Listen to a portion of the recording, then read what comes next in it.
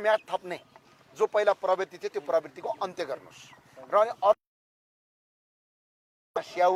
आरु ओखर जडीबुटीहरू हुन्छ त्यो जडीबुटीमा कानुनहरू स्याउका कार्टुनहरू काठको आउनुपर्छ जस्तै सिमलाबाट आउने स्याउ अहिले काठमा आउँछ काठका कार्टुनमा आउँछ चाइनाबाट आउने काठको कार्टुनमा आउँछ तर जुम्लाका स्याउ चाउचाउको त्यहाँ चाहिँ कसैको व्यक्तिगत जग्गा कोही जडीबुटी कम्पनीले भोलि जडीबुटी उत्पादन गर्न चाहन्छ कोही किसानले उत्पादन गर्न चाहन्छ भने त्यो जग्गा लिजमा उपलब्ध गराउने र जडीबुटी खेती गर्ने र कर्णालीमा जडीबुटी प्रशोधन केन्द्रको स्थापना गर्नका लागि आज सरकारसँग अपिल गरेका छौँ र अब गर्छु भन्नुभएको छ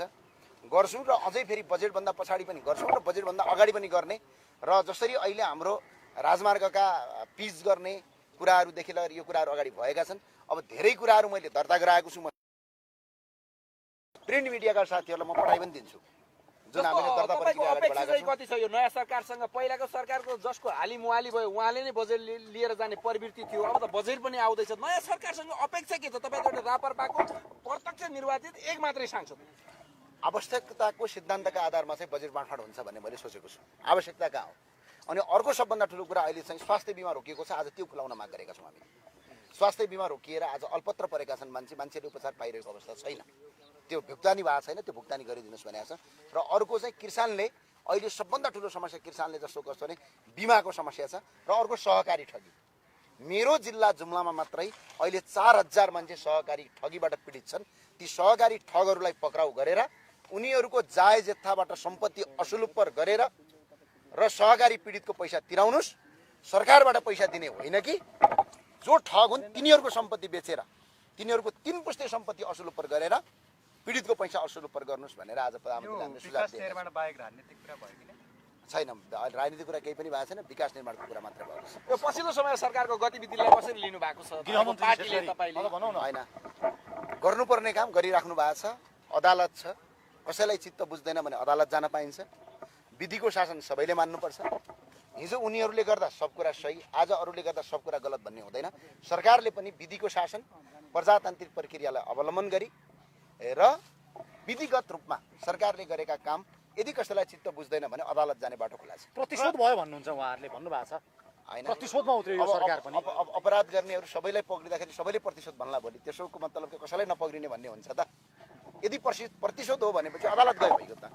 अदालत त खुला छ। गृहमन्त्रीको एक्सनमा तपाईको समर्थन छ हैन अहिले गृहमन्त्रीज्यूले गरेको काममा म अहिले पनि भन्छु तर अझै विधि पुऱ्याएर गर्नुहोस् किन कहिलेकाहीँ हतार गरेको कामहरू के हुन्छ भने विधिगत नभयो भने भोलि अदालतले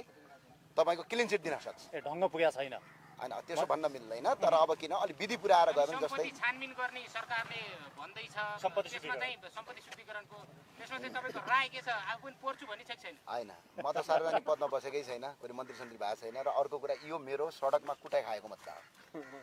म अत्यन्त खुसी छु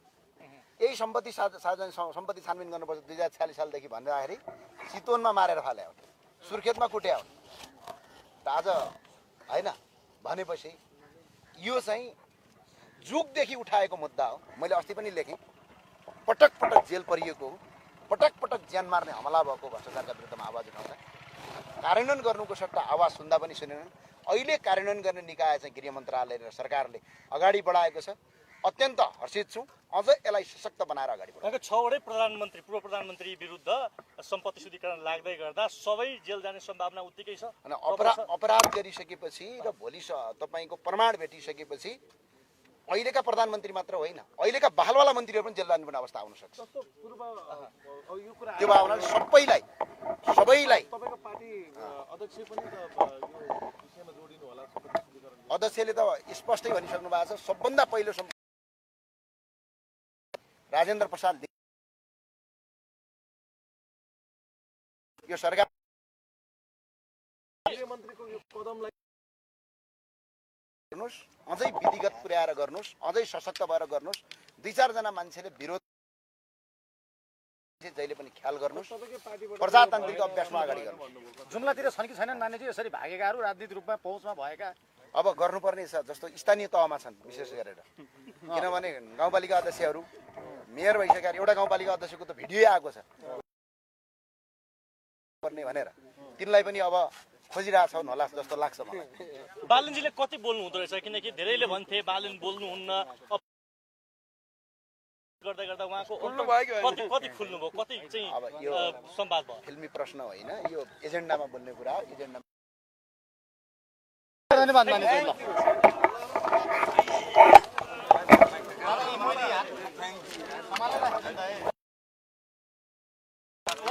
साथीहरू सरी है यहाँ